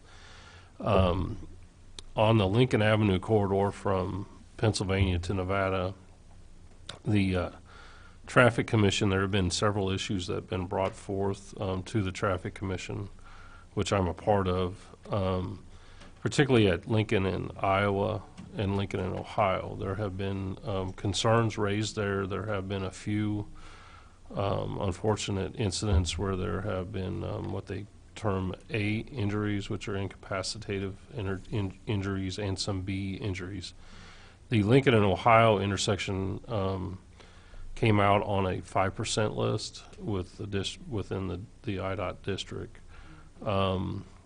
and so did Race and Florida came on that list too. Both of those will be looking to do improvements in the future at those intersections. So what we did on the Lincoln corridor was my staff and I analyzed that corridor, looked at every single crossing there. We had done counts. I think I told you guys that we were looking into it. What we found was that we're making recommendations that there would be some improvements at Iowa, Ohio, Indiana, not Michigan because there's fairly low volume there at Michigan crossing, but we would have the future improvements at this time. What our study showed was bump out on the east side where there's a loading zone, and then median islands in the middle, and then we would also do enhanced pedestrian signage. It would likely, though, be the stop here for pedestrian type signs that are prevalent throughout campus because this is bordering the university district. The cost to do these improvements tentatively is pretty high. We don't have the funding for that, but we do feel that it makes a pretty good case for the next round of highway safety improvement program funds, which would be a year from now, that we would look to apply for that. That's a 90-10 type funding split. So we want to pursue that a year from now, make application. In the interim period, though, the commission felt that and this is where, just to be clear here, this is the process that we use right now when we evaluate, is we go through and do an extensive data collection, extensive engineering analysis. As a result of this, we are recommending, and the commission voted to approve and forward to council via an ordinance to lower the speed limit on that section of Lincoln from 30 to 25 mile an hour. We are also recommending that there will be some advanced warning signs that may be sort of like a yellow flashing signage at each end of the corridor that would say to vehicles, high pedestrian area, something like that. These are meant to be immediate actions that would take place here this summer if council approves it, with the full recommendation to apply for highway safety funds here the next go around. So you probably are aware that rapid flashing beacons are back on the approved list. Yeah, I've seen that. We have not received our official word back from the Department of Transportation. which I'm waiting on. Oh, But, okay. But we, with this Springfield Avenue, Lincoln Springfield up there, we're probably still going to pursue these LED border signs maybe, in lieu of the RFBs. But Okay. we'll probably reserve those for select locations. Okay. But, yeah, I'm aware of that. Once I find out the exact information, I plan to come back to this commission and do a short presentation, just so everybody knows. Well, I think that having the advanced stop bar and the sign that says stop for pedestrians on Lincoln, I've been saying we need that Yeah. for several years. The change in driver behavior on Green Street when those were installed was pretty dramatic. Mhm. And on Lincoln, the drivers just, they're, I find them largely uncompliant with yielding for pedestrians and crosswalks. Yeah. And so I think that'll be a big help, and hopefully we'll get the grant, and we could also look at the lighting, because I know you looked at that too, and there's at night. I think it would be helpful to have that. So if you need, if you would let us know when it's going to go to city council, we'd be happy to come and be a cheering section. Okay, tentatively, it would be the 14th, pending Okay. me being able to develop the ordinance. Okay. And then, I just lost my train of thought. Did I just have a senior moment? I think I did. But, yeah, I don't have anything else, I guess. I just have a question. I was driving down the freeway. Here, I'm going to turn. I was driving down the freeway very fast. But they have rumble strips out there, and I was wondering, you know how they do, the IDOT does the test rumble strips? Would they have any effect on cars going 25 miles an hour? Like, would that alert drivers? Would that, it's just, I don't know, that was just kind of a deep thought. So when we apply certain treatments, we are very selective when we do apply those. Those you'll typically see on non-interstate type situations is when you'll have an advanced stop with high speeds. So out in the country, all of a sudden that way it warns you. I'm not sure in a 25 mile an hour reduction that would do that. I think this will be a combination of probably enforcement, but it also, the way we're able to do this is it's adjacent to the university district. I mean, it's right on the border. So we felt that, and we also felt that this was a different situation than elsewhere because there are a high amount of pedestrians. So that senior moment has passed, so I remember now. So what we did find, though, observation-wise, though, was that a fair amount of pedestrians, though, are fully absorbed into their mobile devices. And it was actually discussion quite a bit at the Traffic Commission. We had two representatives from the sororities there, and about some type of education, primarily during the orientation phase to students, because what we're hearing from them is they're actually told by the university personnel, and I don't know who, but that pedestrians always have the right of way, and that they can walk out in front of vehicles. So there's some miscommunication there about that. So we're encouraging some education there. But on our end, on my end, the engineering side, what we want to do is provide the safest crossing regardless. So that's the recommendations that were made. So Just to add to that, I think Facilities and Services and Public Safety will be working together in the fall for a more hands-on, one-on-one approach with sororities and fraternities in pedestrian education and safety. We'll be trying that out. But the law is clear that if a driver can stop, they are supposed to stop. And that doesn't mean that the pedestrian has to wait until no cars are in sight, which is how a lot of drivers interpret it.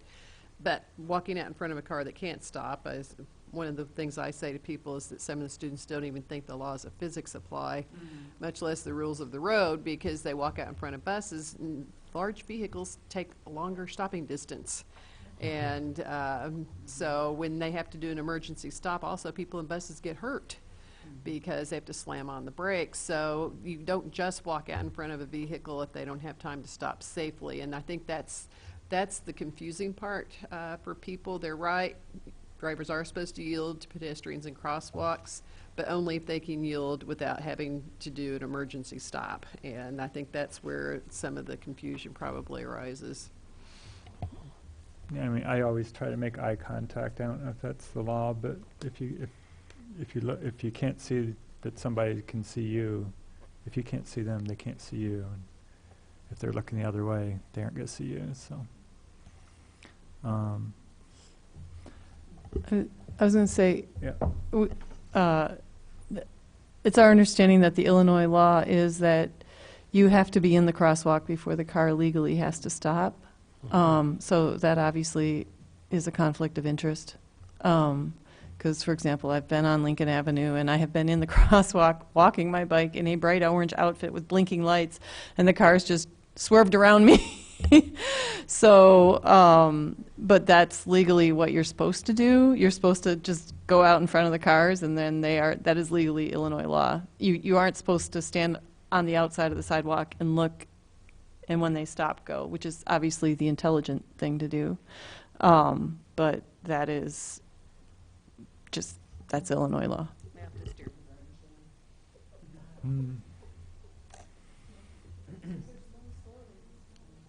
Okay, so let's see. Any other announcements? Bike month. There's a whole calendar of things. With May 1st being Bike to Work Day. May 1st, Bike to Mark Work your Day. calendar. Register at cubikemonth.org. And if you register, you get a T-shirt and various other things. There are a lot of stations available, and so you tell them which station you go to, and your T-shirt will be there. And Urbana has one of the best foodie stations in the community, I can tell you from personal experience, in terms of the treats available. I think Common Ground often contributes to that. And so come by and... Which stop is that? It will be at Busey Bank parking lot, downtown Urbana. I'd like to remind people that tomorrow Leo Yeah. is going to be speaking at See you all there. Champaign Public Library about the analysis he did for his section on bike infrastructure. And this New York Times best-selling book, Drawdown, the most comprehensive plan ever proposed to reverse global warming. I get no royalties. Is that available?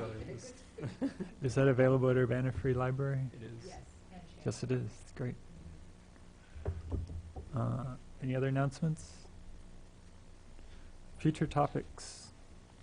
We talked about communication, about bicycle issues and BPAC meetings. Could keep that in mind. I'd I like think to. next week, Kevin, you were going to do What's in Your Square, or next month, I mean. Oh, that's right, yeah. Okay. Sorry. Yeah, so for those of you, well, some of you may know, there's an initiative that our mayor's putting forth. I'm not sure if that's been officially launched yet.